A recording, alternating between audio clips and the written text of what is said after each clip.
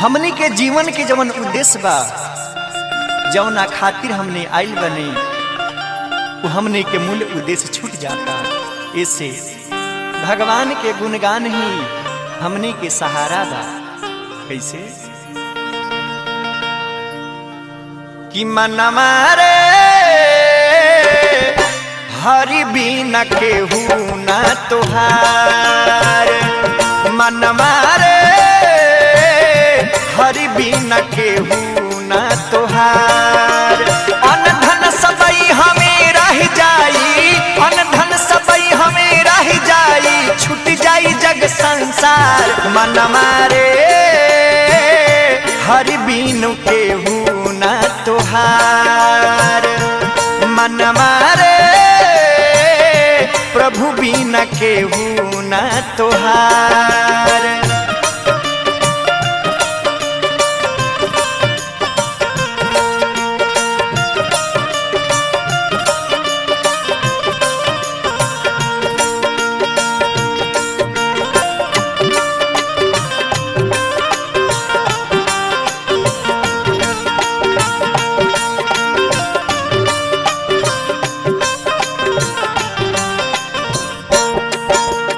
जीवन के जंजाल बना करके रख लेला लोग, मूल उद्देश्य छूट जाला। कैसे कि सत्संगत कबहू ना कैला, व्यर्थ बितवला थाती, काम न आई साथी संगतिया, ना बेटा ना नाती।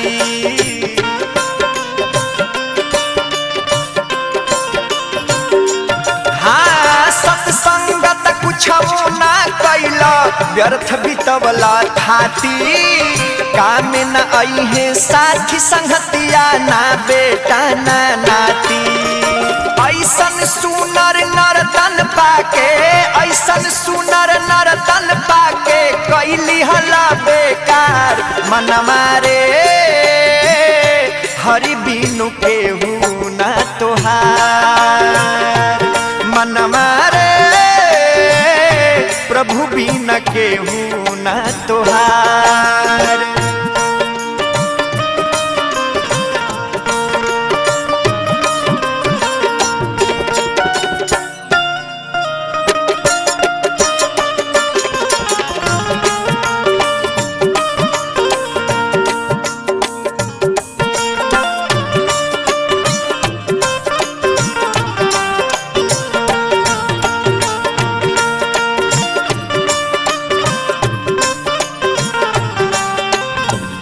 अबहू कुछ बिगड़ल नहीं खे भैया, अभी भी बन सकता।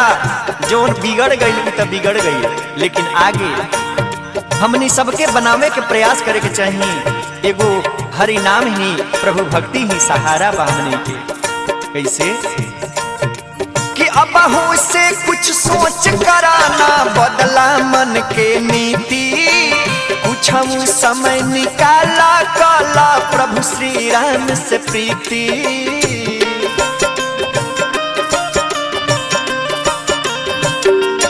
हाँ अबहू से कुछ सोच कराना, बदला मन के नीति, कुछ समय निकाला काला, प्रभु श्री राम से प्रीति। राम नाम ना भजला कबहू, राम नाम ना भजला कबहू, कैसे होई सुधार।